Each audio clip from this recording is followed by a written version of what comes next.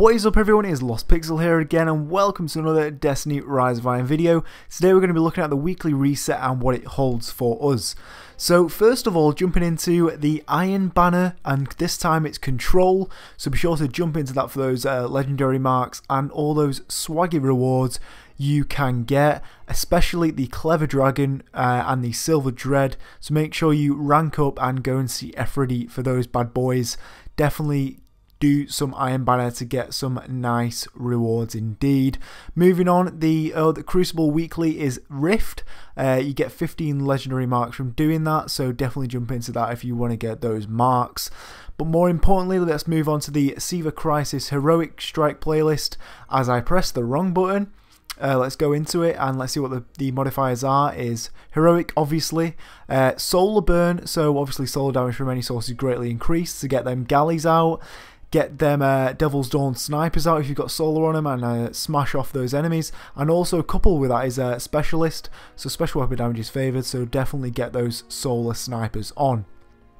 Also, Juggler is on, so make sure you're swapping weapons as you're killing enemies. Just a pro tip there, so you're managing to get more ammo for your guns. So moving on, the Nightfall this week is actually the Blighted Chalice. Not one we've had for a while, but let's look at the perks here. Epic as usual, but Berserk, Minions of Darkness won't even flinch, not after taking massive damage, which is a massive pain in the arse, I must say. But you've managed to deal with it if you just rinse the enemies very quickly with an auto rifle or a pulse rifle or something like that. And moving on, we have Small Arms, which is primary weapon damage is favoured, which is rather nice indeed. So maybe Scouts or those pulses could be the best to use here. Yeah, not too bad at all. Not Specialist, which we would have liked, but never mind. Moving on, we have Fresh Troops. So enemy squads have been fortified with additional reinforcements. Again, a bit of a pain in the arse, but never mind, it is a Nightfall at the end of the day. And finally, Match Game, which is enemy shields are resistant to all unmatched elemental damage. So be sure to maybe try and have something of each in your weapon slots. So maybe a void weapon, an arc weapon, and a solar weapon to make sure you manage to get rid of that. So let's jump into the tower and let's go and see what Lord Shaxx's bounty is. Right, so as we're approaching Lord Shaxx, let's see what he has as his weekly bounty.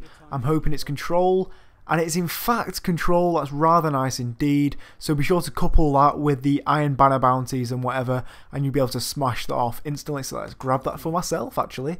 And let's just go and jump straight into the Iron Temple and see what all those little vendors have for us. Right, so we're going over to Tyra Khan here and let's see what artifacts she has for us this week. Hopefully they're good ones. It is going to be the Memory of Fellwinter, which is one that's an interesting one actually. Lose your super but gain 1 extra grenade and melee charge and small boost to all stats. Orbs grant melee and grenade energy. Definitely an interesting one. And also this is probably, I think it is the only one that has all 3 on there, so it has intellect, discipline and strength. So this is definitely an interesting one, worth picking up actually, just to use it maybe in the Crucible and see what it works like, especially in Trials of Osiris maybe. And if you're using a defensive super, just lose that super and just use the other stuff and rinse with it maybe.